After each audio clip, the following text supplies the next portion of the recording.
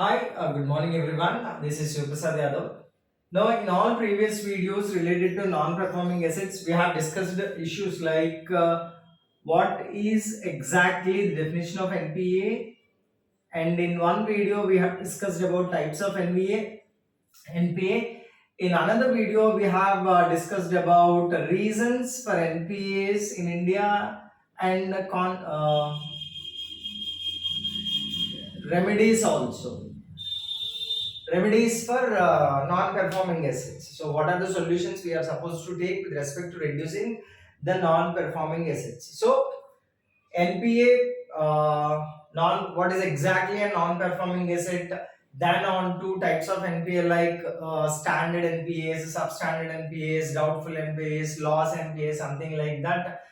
Then we have taken reasons like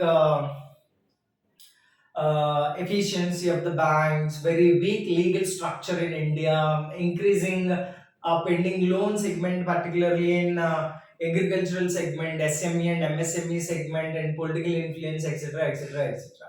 Now, in this video, we will discuss about. In this lecture, we will discuss about consequences of these NPAs. If NPAs increase continuously, what happens to Indian economy? What happens to the Indian banking system? And what is the impact on Indians actually, overall Indians, what will be the impact?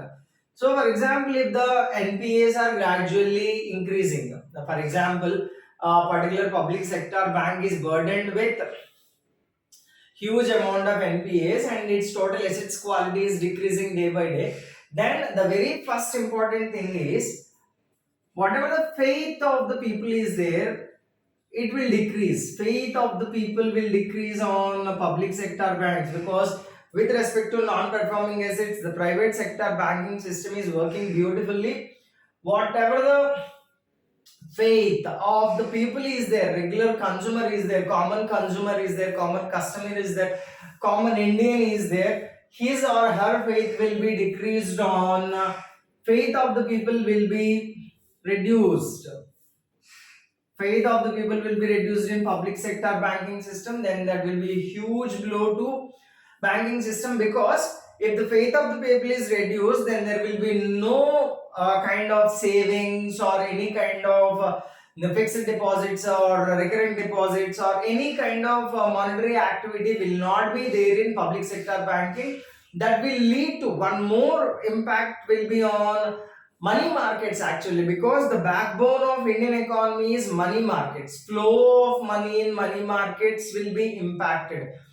If the NPAs are going to increase, then immediately people's faith will be reduced, and that will be an impact on the money markets. The whatever the flow will be there in the money markets will be reduced like anything. And the next thing will be, as the banks are burdened with more NPAs, they will increase the interest rates. For example, if a bank is giving loan and before NPAs increase and after NPAs increase, there will be a change in interest rate. So, if a particular bank is burdened with huge amount of non-performing assets when it is compared with its total assets quality, the bank is supposed to be increase its interest rates. It is forced to increase its interest rates. For example, whatever the vehicle loans will be there, whatever the home loans will be there, whatever the previous interest rate is there before the burden and after the burden. After the burden, it will be whatever the interest rate collected by the banks from the people, from the consumers, from its customers. It will be increased. Rate of interest will be increased.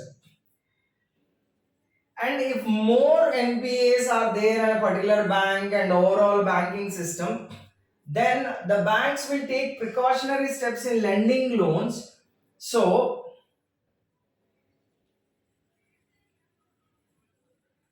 lending of the banks will be impacted, which will have direct impact on industry, because industry needs regular capital. If that regular capital is not supplied to the industry, then there will be no production activity, then there will be no export activity. So such kind of activities are directly related to the increasing NPAs. Then you can observe a drastic change in index of industrial production and index of core industries, or index of 8 core industries. Look, now, if the NPS are going to increase, it will directly impact the faith of the people. Faith of the people will be reduced. It will be having a direct impact on money markets of the economy. Then, if NPS are increased, the banks will be forced to increase the rate of interest on loans. If the NPS are increased, the lending of the banks to the industry will be reduced. So there will be an impact on index of industrial production of in the index of 8 core industries.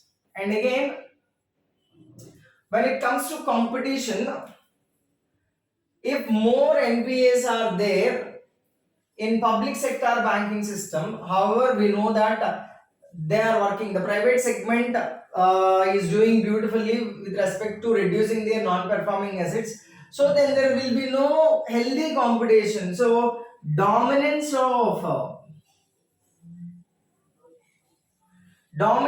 private sector banks will be there, which is not good for an economy like India.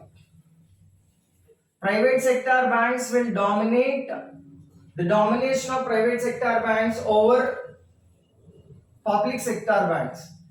So, for an economy like India, till more than 70% of the people directly or indirectly depending on agricultural activities and agricultural allied industries. So, that is not a good sign. If the private sector is going to dominate, then the monopoly goes into the hands of the private sector. If the NPAs are increasing, and one more biggest problem is either merging or privatization of public sector banks will be there. So if the public sector banks are not performing up to the mark, then they have to be merged with another public sector bank, or they have to be privatized. At present, the Niti Aayog is giving some suggestions to the Reserve Bank of India with respect to the privatization of in the eyes of Niti Aayog. At present, there are two banks. Niti Aayog is stressing on those two banks to be privatized by the RBI. So, again, the privatization of public sector banks will be there. It is a consequence. I'm not going to say that it will be a problem, but it is a consequence of increasing NPS. As the NPS increase, the functioning of either the functioning will result in the merging or privatization of public sector banks. And more importantly, whatever the priority is being given to agriculture and SME and MSME segments will be having an impact on priority sector lending concept. So then there will be changes in if NPAs are increasing and increasing. Then there will be a policy change in priority sector lending, either with respect to agricultural segment or with respect to small and marginal scale industry segment. So these are the things which are going to be the consequences of increasing NPS. If the NPS are going to increase, the faith of the people will be reduced. Indirectly, the money markets will be impacted.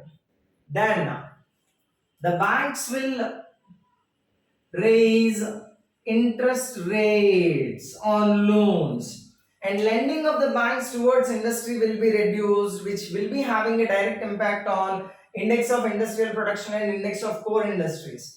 And dominance of private sector banks over public sector banks will be there at one or the other point.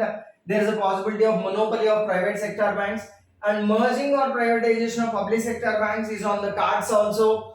And there will be an impact on priority sector lending also. The policy makers will be forced to change the norms related to priority sector lending with respect to public sector banks. Priority sector lending is a concept which has to be implemented by the public sector banks, private sector banks, and even foreign banks also. But As the number of NPAs will increase at one point of time, at one point of day, the policymakers will be forced to change the norms with respect to priority sector lending, with respect to public sector commercial banks. So these are the consequences of non-performing assets. So, and one more indirect consequence is there is a possibility of more foreign investment in the form of portfolio investments. It has two angles, one positive angle and one negative angle also. There is as the NPAs increase, as the bad loans increase, either the bad banks have to take the responsibility, or the one national bad bank has to take the responsibility, or anyone from the outside has to buy these non-performing assets through foreign portfolio investment by pumping the money into Indian economy. So that is one more consequence, more possibility of more foreign portfolio investments. There is a possibility of this consequence also. So if we focus in a correct manner, as the number of NPAs will increase, if we do take things positively, there is a chance of correcting all our negative things which are related to Indian banking system can be sorted out. All problems can be sorted out with a combined work of the banking system, with a combined work of the people, with the combined work of policymakers from the government of India, with the combined work of the Reserve Bank of India, and with the combined work of the top level management in public sector banks. So, if we take positively, as we are in a critical position, Indian banking system is in a critical position to sort out all our mistakes. This is one of the best situations in our hand. Don't take it as a negative thing. As the NPAs are increasing, we cannot do anything and we have to recapitalize the banks, we have to take more FPS. Don't think like that. Take it in a positive manner. Whatever the mistakes we have done with respect to our Indian banking system, first of all analyze where we have done mistakes. With respect to tier 2, tier 3 capital, we had made many mistakes. With respect to recovery of loans, we have done so many mistakes. There is a huge maladministration in public sector banks, private banks, and even urban cooperative banks also. We have to look in that positive manner. Whatever the mistakes we have done, because of these mistakes, we are in this situation. Take a list of all those mistakes, because of this, because of this, because of this, because of this. Then point after points, because of this we are in this position. So what is the solution for this one? What is the solution for this one? What is the solution for this one? How a public sector bank can improve its recovery mechanism, how a public sector bank can sort out its maladministration thing, how scams can be reduced, how the loans given to particular agricultural segment can be sorted out. What is the exact need of recapitalization of what is the need of pumping of money to the banks, either through the government or through the Reserve Bank of India. So if we sort out all the things in a positive manner, then Indian banking system will be one of the finest banking systems in the world if we take the present NPAs in a positive manner. So that's all about the consequences related to increasing the non-performing assets. I'll continue my next session with one more economy topic. Thank you.